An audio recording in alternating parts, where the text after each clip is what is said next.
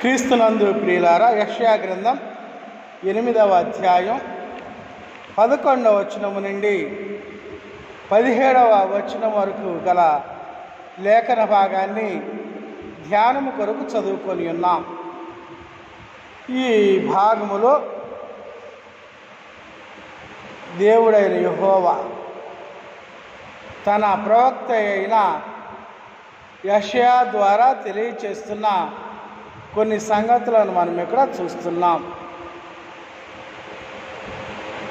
ఈ జనుల మార్గమున నడవకూడదని యెహోవా బహుబలముగా నాతో చెప్పి ఉన్నాడు. నన్ను గద్దించి ఈ మాట సెలవిచ్చెను. ఈ ప్రజలు బంధు కట్టు అని చెప్పునదంతయు బంధు కట్టు అనుకొనకుడి. ఈ జనులు బంధు కట్టు అని చెప్పునదంతయు బంధు కట్టు అనుకొనకుడి. ప్రియ దేవుని సంఘమా, దేవుని బిడ్డలారా, ఇక్కడ ప్రవక్త సెలవిస్తున్నటువంటి మాట మనం చూస్తున్నాం. జనులు బంధు కట్టు అని చెప్పునదంతయు బంధు కట్టు అనుకొనకుడి. అంటే ఏమిటంటే, ఒక నియమం మనం పెట్టుకుంటున్న పరిస్థితి. బంధు కట్టు అంటే ఒక కట్టడి చేయబడే పరిస్థితి. జనులు ఒక కట్టడి చేస్తున్నారు. ఈ దినాల్లో మనం చూస్తే జనులకు చేయబడిన కట్టడి ఏమంటే, కరోనా వైరస్ విస్తరిస్తున్నందుకు కనుక మీరందరూ కూడా మీ స్వగృహాల్లో జాగ్రత్తగా ఉండండి.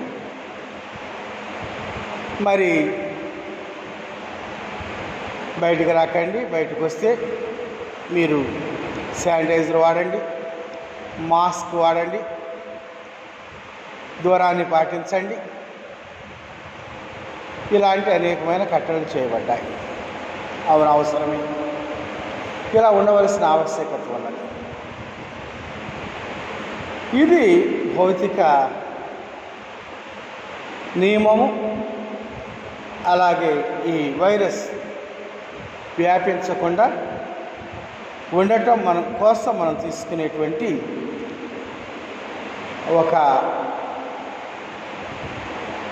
కాపుదల, అలాగే మనకు మనం కట్టడి చేసుకునే స్థితి. అయితే జనులు దేని విషయంలో బంధుకట్టు కలిగి ఉండాలి? ఎందుకు ఇటువంటి పరిస్థితులు వస్తూ ఉన్నాయి? మరి ఇటువంటి పరిస్థితుల మధ్య అసలు మన యొక్క దురవస్థ ఏమిటి? లేక మనం ఏ అపరాధము చేత ఈ దురవస్థల పాలవుతున్నాం అనేటువంటిది మనుష్యుడు యోచించవలసిన ఆవశ్యకత కదా. చాలాసార్లు పరిశుద్ధ లేఖనం ఏమి చెప్తూ ఉంది అనే దానిని మనం యోచన చేస్తున్నప్పుడు ఇశ్రాయేలీ ప్రజల జీవితంలో చాలాసార్లు వచ్చినటువంటి వ్యాధి, తెగులు, ఇబ్బంది, సమస్య, శోధన అను వాటిని మనం చూసినట్లయితే ఇశ్రాయేలీ ప్రజలు చాలాసార్లు చేసిన అపరాధం. అలాగే సంఖ్యాకాండంలో చూస్తే వారు అన్య స్త్రీలతో సాంగత్యం చేయటం, దేవునికి కోపం రేపటం, దేవుని పట్ల విరోధముగా ప్రవర్తించటం, ఇది మనం చూస్తూ ఉంటాం. సంఖ్యాకాండం 31వ అధ్యాయంలో చూస్తే మరి వాళ్ళు దేవుని మాటకు అవిధేయులై జీవించిన విధానాన్ని మనం చూస్తూ ఉంటాం. అలాగే అనేక రకాలుగా దేవునికి దూరస్తులయ్యారు, దేవుని యొక్క మాటకు అవిధేయులయ్యారు. అందును బట్టి దేవుడు వారిని శిక్షిస్తూ వచ్చాడు, లేక వారికి వ్యాధిని కలుగజేస్తూ వచ్చాడు. అటువంటి పరిస్థితుల మధ్య వారు ఎక్కడికి రాబద్దులై ఉన్నారంటే దేవుని సన్నిధికి రాబద్దులై ఉన్నారు. దేవుడు ఎన్నో ఆశ్చర్యకార్యాలు వీరి పట్ల చేశాడు. 78వ కీర్తన 13వ వచనంలో చూస్తే ఆయన ఆశ్చర్యకార్యములను చేశాడు. ఆయన సముద్రమును పాయలుగా చేసి వారిని అద్దరికి నడిపించాడు. ఆయన నీటిని రాశిగా నిలిపెను. పగటి వేళ మేఘములో నుండి, రాత్రి అంతయు అగ్ని ప్రకాశములో నుండి ఆయన వారికి త్రోవ చూపించాడు. ఇది దేవుడు వారి పట్ల చేసిన ఆశ్చర్యకార్యాలు. అయితే వాటన్నిటిని మర్చిపోయారని 78వ కీర్తన కొంత భాగంలో మనం చూస్తూ ఉన్నాం. కాబట్టి సమస్య యొక్క పరిష్కారం దేవుడై ఉండగా సర్వమాన్యవాడి పట్ల తగిన మేలు, క్షేమము, నెమ్మది కలుగు చేసేటువంటి శ్రద్ధ ఆయన కలిగి ఉండగా ఈ మనుష్యుడు దాన్ని విడిచిపెట్టి తమకంటూ కొన్ని కట్టుబాట్లు చేసుకుంటూ వాటి ద్వారా నెమ్మదిని పొందాలని చూస్తూ ఉన్నాడు. అది కొన్నిసార్లు సాధ్యపడటం లేదు. కాబట్టి దేవుని యొక్క ఆజ్ఞకు విధేయులు కావలసిన సంగతిని మనం ఇక్కడ చూస్తూ ఉన్నాం. దేవుడు ఏమై ఉన్నాడు వీరి పట్ల? ఆయన ఇశ్రాయేలు యొక్క 2 కుటుంబములకు తగులు రాయిగాను అభ్యంతరము కలిగించు బండగాను ఉండు. ఇశ్రాయేలు యొక్క 2 కుటుంబములకు తగులు రాయిగాను అభ్యంతరము కలిగించు బండగాను ఉన్నా. క్రీస్తునందు ప్రియులారా, ఎందుకని ఇటువంటి పరిస్థితి? ఆయన తగులు రాయిగాను అభ్యంతరము కలిగించు బండగాను ఉన్న పరిస్థితిని ఇక్కడ ప్రవక్త ద్వారా దేవుడు తెలియజేస్తూ ఉన్నాడు. ఎందుకని అంటే నెహెమ్యా గ్రంథం 1వ అధ్యాయంలోకి వెళదాం. ఇక్కడ ఏమిటి నెహెమ్యా తెలియజేస్తున్నాడు అంటే చూడండి, ఆయతను ప్రార్థన చేస్తూ దుఃఖంతో చెప్తున్నాడు. ఏమంటున్నాడంటే,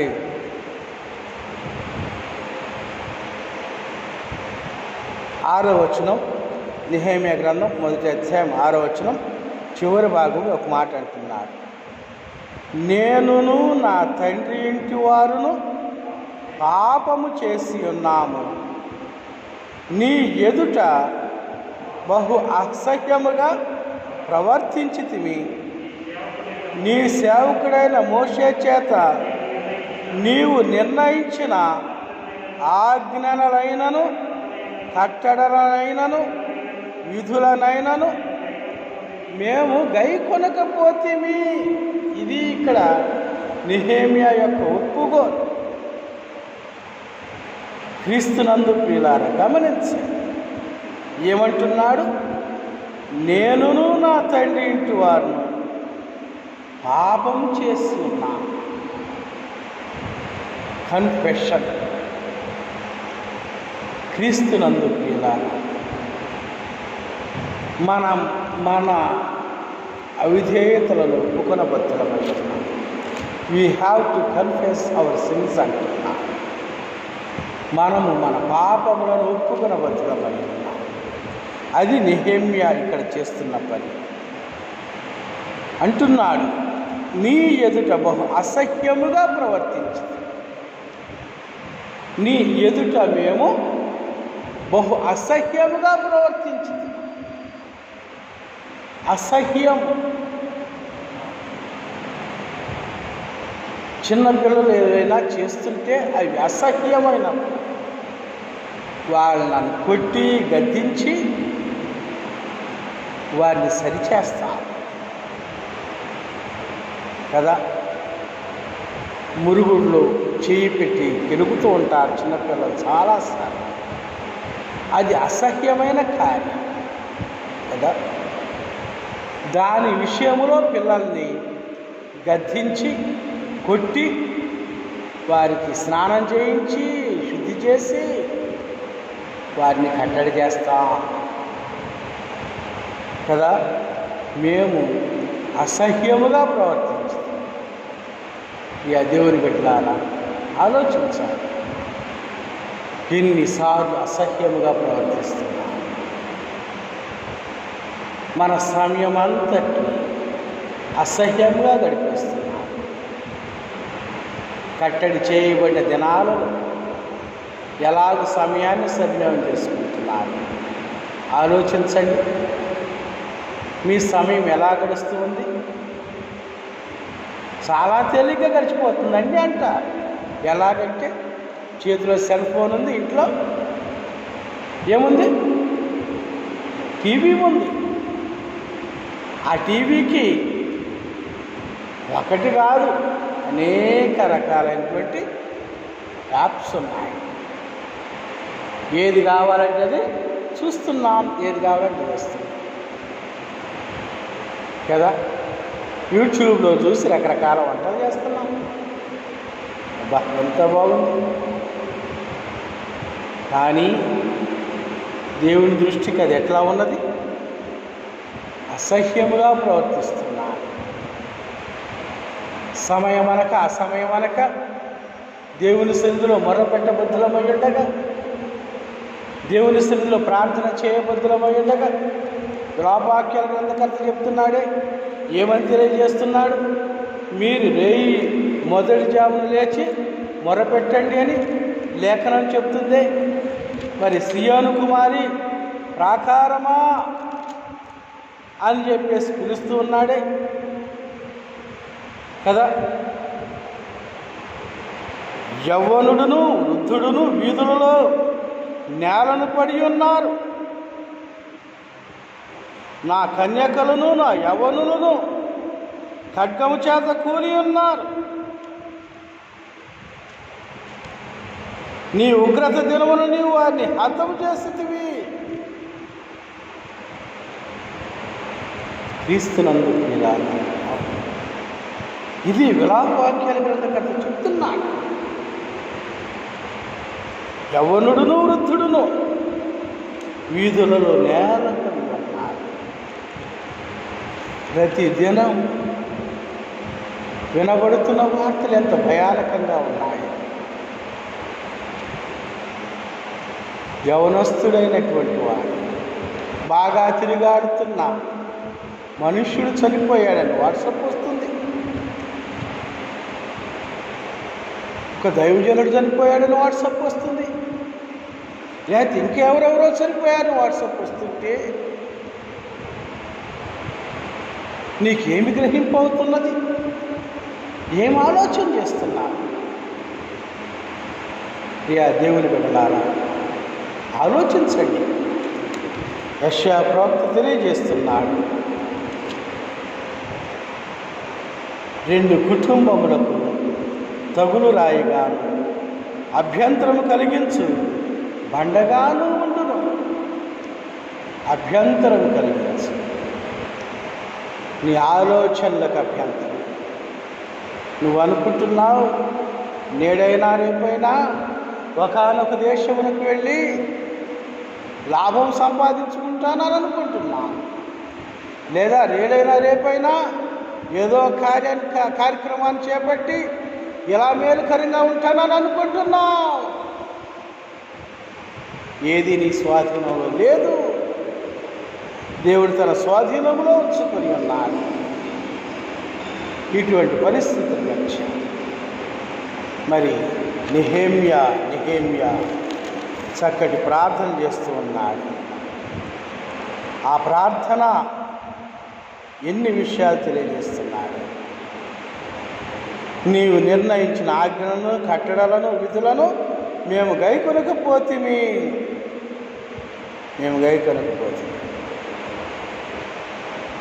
క్రీస్తునందు ప్రియులారా, గైకొనలేదు కదా, గైకొనటం లేదు కదా.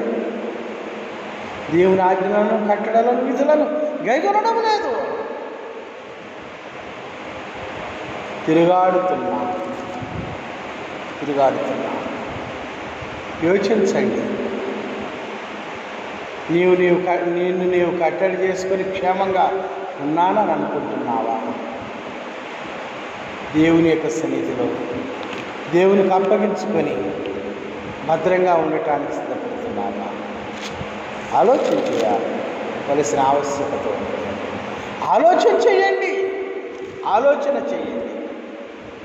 ఆ దేవుని సంఘమా, దేవుని ప్రజలారా, దేవుని బిడ్డలారా, స్వార్థ వెలుగులో జీవించబద్ధులమై ఉండగా నీవెక్కడ జీవిస్తున్నావంటే నీ హృదయాంధకారములో జీవిస్తున్నావు. స్వకీయ దురాశల చేత ఈడువబడి మరలు కలుపబడి దేవుని దూరంగా జీవిస్తున్నావు. అందుచేత ఆయన నీకు తగులురాయిగా ఉన్నాడు. తగులురాయి అర్థమవుతున్నదా? కాబట్టి పశ్చాత్తాపడాలి. దేవుని యొక్క సన్నిధిలోనికి తిరిగి రావాలి. దేవుని సన్నిధిని సమకూడాలి. ఎలా దుష్టత్వంలో నశించిపోతావు? ఎందుకు దుష్టత్వంలో నశించిపోవటానికి అపవాదికి నిన్ను నువ్వు అప్పగించుకుంటున్నావు? ఎందుకు నిరాశ నిస్పృహల మధ్య బ్రతకడానికి అపవాదికి అప్పగించుకుంటున్నావు? ఆలోచించండి. అలా కాకుండా దేవుడు అంటున్నాడు, యాకోబు వంశమునకు తన ముఖమును మరుగు చేసి కొను, యెహోవాను నమ్ముకొను నేను ఎదురు చూచుచున్నాను, ఆయన కొరకు నేను కనిపెట్టుచున్నాను. ప్రవక్త చెప్తున్నాడు, యాకోబు వంశానికి తన ముఖాన్ని మరుగు చేసిన దేవునికి తను తాను అప్పగించుకుంటూ ప్రవక్త ఆయన కొరకు కనిపెట్టుచున్నాడు. యెహోవాను నమ్ముకుని నేను ఎదురు చూచుచున్నాను, ఆయన కొరకు నేను కనిపెట్టుచున్నాను. వీరారా గమనించండి. యెహోవాను నమ్ముకుని నేను ఎదురు చూచుచున్నాను, ఆయన కొరకు కనిపెట్టుచున్నాను. అర్థమవుతున్నదా? ప్రవక్త తన్ను తాను అప్పగించుకుంటున్నాడు, లేక దేవుని నమ్ముకొని ఎదురు చూచుచున్నాడు, ఆయన కొరకు కనిపెట్టుచున్నాడు.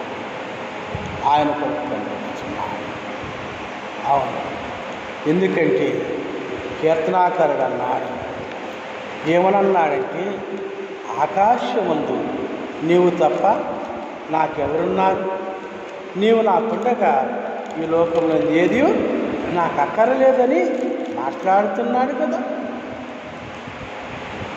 కాబట్టి ఆకాశమందున్న దేవుడు ఆయన తప్ప వేరొక ఆశ్రయము లేదు, వేరొక దుర్గము లేదు, వేరొక నివాసము లేదు, వేరొక విశ్రమ స్థానము లేదు. కాబట్టి అది ఎరిగిన మనుషుడు, అట్టి జ్ఞానమును కలిగిన మనుషుడు యెహోవాను నమ్ముకొనుచు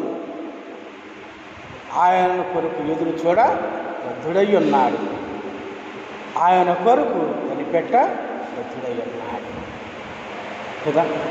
ఆయన కొరకు నీవు కనిపెట్టుకున్నట్లయితే ఆయన నిన్ను విడిపించడానికి, సంరక్షించడానికి నీకు నెమ్మదిని కలిగించడానికి ఆయన సంసిద్ధుడిగా ఉన్నాడు. ఆయన నమ్ముకున్న బుద్ధులమై ఉన్నాడు. ఆ దేవుని బిడ్డలారా, దేవుని నమ్ముకుందాం. దేవుని నమ్ముకునటానికి మనల్ని మనం అప్పగించుకుందాం. మన జీవితాలను దేవునికి అప్పగించుకుందాం. మన జీవితాలను దేవునికి అప్పగించుకొని ముందుకి సాగబద్ధమై ఉన్నాం. ఎందుకంటే దేవుని యొక్క కోపము చల్లార్చుటకై, దేవుని యొక్క కోపము చల్లార్చుటకై ఆయన ఏర్పరచుకున్న మోషే ఆయన సన్నిధిని నిలిచి అడ్డుపడెను అనేటువంటి మాట 106వ కీర్తన 23, 24 వచనాల్లో మనం చూస్తూ ఉంటాం కదా. కాబట్టి అవును, అనేక మంది మోషే వంటి దైవజనులు అలాగే నీ పక్షముగా విజ్ఞాపన చేస్తున్న దైవజనులు ఉన్నారు. అంతేకాదు ప్రియులారా, సంపూర్ణ భక్తి మాన్యత కలిగినటువంటి వారు సమాజంలో అనేక మంది నశించిపోవచ్చిన ఆత్మల కొరకు విజ్ఞాపన చేస్తూ ఉన్నారు. ఆ విజ్ఞాపన ధ్వని ఆయన సన్నిధించి నీకు మేలు చేయనట్లుగా నిన్ను నీవు దేవునికి అప్పగించుకో. దేవుని ఎదుటి సాష్టాంగం. ఎందుకంటే తన యుద్ధ కూర్చువారిని ఏమాత్రము త్రోసివేయనని ఆయన సెలవిచ్చి ఉన్నాడు. కనుక ఆయన సెలవిచ్చిన మాట నెరవేర్చే దేవుడు ఆయన కదా. తను ఆశ్రయించు వారికి ఏ మేలు కొదవయుండదని సెలవిచ్చిన దేవుడు ఆయన. కాబట్టి నీకు ఏ మేలు కొదువు చేయని దేవుడు ఈ భయంకరమైన విపత్కర పరిస్థితులను, ఆపద్దినములను నీకు క్షేమాన్ని, నెమ్మదిని కలుగు చేయటానికి ఆయన సంసిద్ధుడై ఉండగా నీవు ఆయన కొరకు ఎదురు చూడు. ఆయన నమ్ముకొని జీవించు. ఆయన నీ జీవం సంరక్షిస్తాడు. ఆయన నీ జీవాన్ని కాపాడుతాడు. అలాగనని నీవు దేవునికి అప్పగించుకో. దేవుడు నీ పట్ల మేలు చేయటానికి సంసిద్ధుడై ఉన్నాడు. తలలు వంచండి, ప్రార్థన చేసుకున్నాడు.